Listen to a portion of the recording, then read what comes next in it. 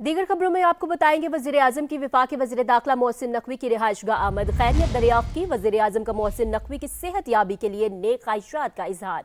मोहसिन नकवी इस्लामाबाद में मुजाहिरीन से बातचीत में जख्मी हुए थे। मुलाकात में मुल्क की दाखिली सिक्योरिटी और मजमूई सूरत हाल पर बातचीत की गई।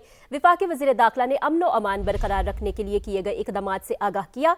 वजीर आजम ने दाखिली सलामती के लिए किए गए इकदाम पर इत्मीनान का इजहार किया।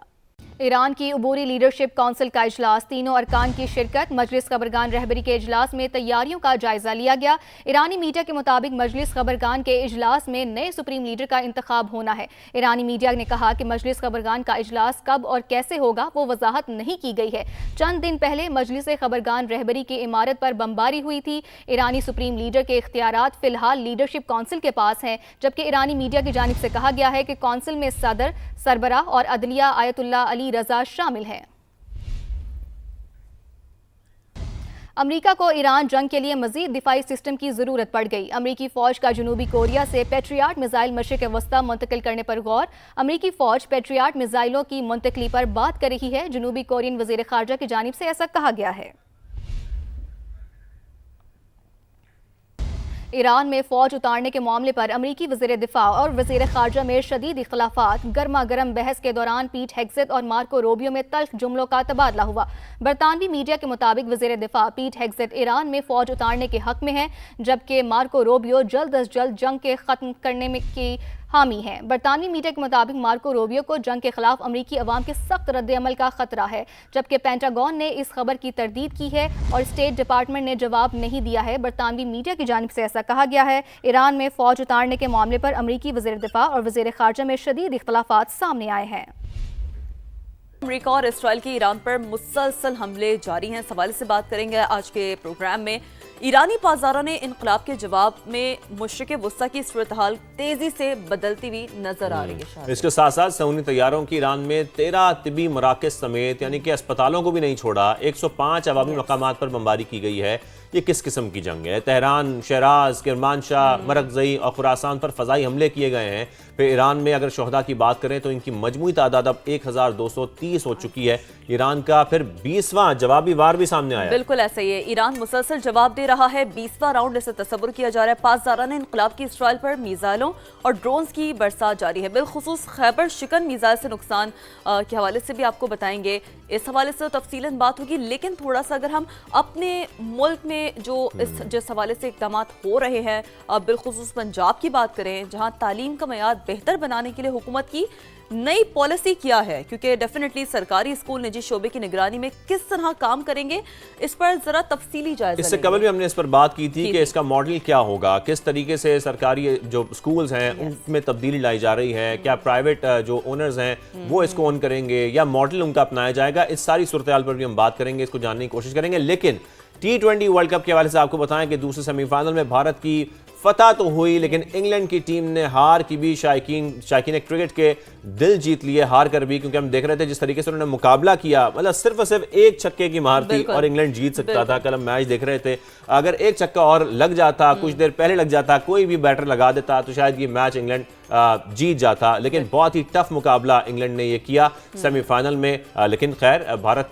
इस मैच में जीता है और फिर अब फाइनल में जा चुका है। Cricket is all about this sir. Definitely जो आपने बात की ना, शाहजेब के हार कर भी दिल जीत लिए। बहरहाल ये सब और दीगर खबरें भी शामिल होंगी, लेकिन सबसे पहले हम जंग की बात कर लेते हैं। जो ताज़ा तरीन सूरत हाल है, तमाम मुसलसल सिचुएशन रूम से अपने नाज़रीन को अपडेट करा है। तो मशरिक़ वस्ता में जंग के भड़कते शोलों की बात करें जो तेजी से फैल रहे हैं, और ईरान के खिलाफ अमेरिका और इसराइल की जारी है। सेहूनी तैयारों ने 13 तिबी मराकज़ समेत 105 अवामी मकामात को निशाना बनाया, विच इज़ हाईली अनफॉर्चुनेट, क्योंकि ये वो आबादी है जहाँ पर सिविलियंस हैं।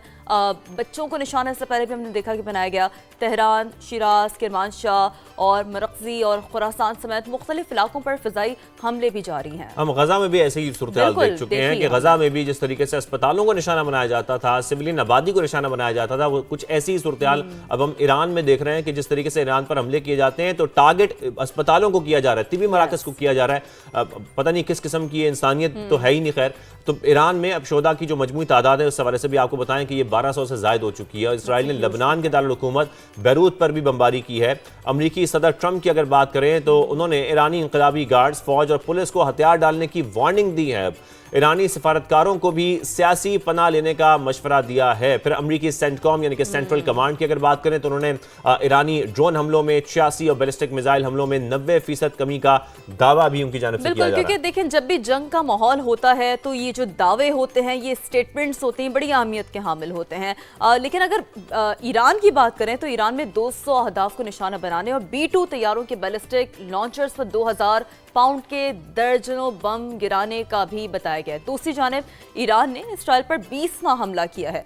बाज़ाराना इनकलाब ने सुन्नी रियासत पर मिसाइलों और ड्रोन्स की बरसात कर दी है। तो भरपूर तौर पर जो ईरान है वो रिएक्ट कर रहा है, रिटेलिएट कर रहा है और कोशिश कर रहा है कि डेफिनेटली जो जवाबी हमले हैं वो जारी रखें। बिल्कुल, तो ये तो हम देख रहे हैं कि खैबर शिकन मिसाइल भी दागे जा रहे हैं। आयरन डोम ईरानी मिसाइल रोकने में मुकम्मल नाकाम हो गया है। जितनी तादाद में ईरान की तरफ से मिसाइल फायर किए जाते हैं, जब मुतादिद मिसाइल्स वहां पर जाते हैं तो हम ये देखते हैं कि उसको इंटरसेप्ट करना भी इसराइल के जो डिफेंस सिस्टम है उसके लिए बहुत मुश्किल हो जाता है। 4 लेयर्स का ये डिफेंस सिस्टम है, उसमें हम बात करें अगर तो थार्ड भी है, लेकिन उसके साथ साथ भी हम देख रहे हैं कि आयरन डोम मुकम्मल नाकाम होता जा रहा है क्योंकि वहां पर हिट कर रहे हैं अपने टारगेट को ईरान भी। मुख्तलिफ इमारतों को कामयाबी से निशाना बनाया गया ईरान की तरफ से। मशरक़ वुस्ता में भी अमरीकी तनसीबात भी ईरान का हदफ है। फिर बहरीन के दारुल हुकूमत मनामा पर भी ड्रोन से हमला किया गया है। इराक की बात करें तो इराक में अमरीकी कंपनी के ज़ेरे इंतजाम जो ऑयल फील्ड है उस पर भी हमला किया गया है। मुख्तलिफ जो ऑयल फैसिलिटेशंस हैं, ऑयल फैसिलिटी है, वहां पर ईरान की जानिब से हमले किए जा रहे हैं। ये भी हम देख रहे हैं साथ में, यानी कि ईरान बाकायदा तौर पर इक्तिसादी जो नुकसान है वो भी पहुंचा रहा है इस वक्त। फिर हम अगर देखें तो बसरा में अमरीकी F-35 तैयारा गिरने की भी कुछ इतला सामने आ रही हैं। तो ये वो सारी खबरें हैं जो इस वक्त इस कशीदा सूरत हाल से जुड़ी हैं, इस जंग से जुड़ी हैं, और हम कोशिश करेंगे कि मुसलसल आपको इस हवाले से आगाह भी करते रहें। तो मशरिक़ वुस्ता में क्या हो रहा है, हर बदलती सूरत हाल पर सिचुएशन रूम से हम आपको मुसलसल अपडेट कर रहे हैं। तो बहरीन में इसराइली सफारत खाने पर ईरान का हमला और मनामा में फाइनेंशियल हार्बर टावर को निशाना बनाया गया। ईरानी मीडिया के मुताबिक फाइनेंशियल हार्बर टावर में इसराइली सफारत खाना कायम था, यानी कि बहुत स्ट्रेटेजिकली शाज़ेब ईरान जो अपने टारगेट्स है उन्हें निशाना बना रहा है। बिल्कुल, इसके साथ साथ अपने नाज़रीन को ये बताएं कि ईरान में स्कूल पर जो हमला हुआ, अमरीकी फौज ने यह हमला किया। न्यूयॉर्क टाइम्स की तहकीकात में इंकशाफ हुआ है जिस वक्त स्कूल पर हमला हुआ अमरीकी फोर्सेस उस इलाके पर हमला कर रही थी और अभी यह तय नहीं हुआ कि स्कूल पर बमबारी गलती थी या जानबूझकर किया गया। न्यूयॉर्क टाइम्स के मुताबिक स्कूल की इमारत पहले नेवी बेस का हिस्सा थी, ऐसा कहा जा रहा है। ऐसे इंकशाफात हुए न्यूयॉर्क टाइम्स के हवाले से आपको बता रहे हैं। और मुसलसल जो मिसाइल गिरे जिससे बड़े पैमाने पर तबाही भी हुई, यह भी देखा गया। फिर अमरीकी तज्जियाकारों ने हमला बैनुल अक़वामी क़वानीन की खिलाफ वर्जी करार दिया है। ज़ाहिरी तौर पर जब एक स्कूल को निशाना बनाया जाएगा, सिविलियंस को, बच्चियों को जो कि स्कूल में तालीम हासिल करने गई थी, वहां पर इतनी बड़ी तादाद में वो बच्चियां शहीद हो गई, तो जब स्कूल को टारगेट किया जाएगा तो इसका कोई जवाब समझ नहीं आता। बिल्कुल।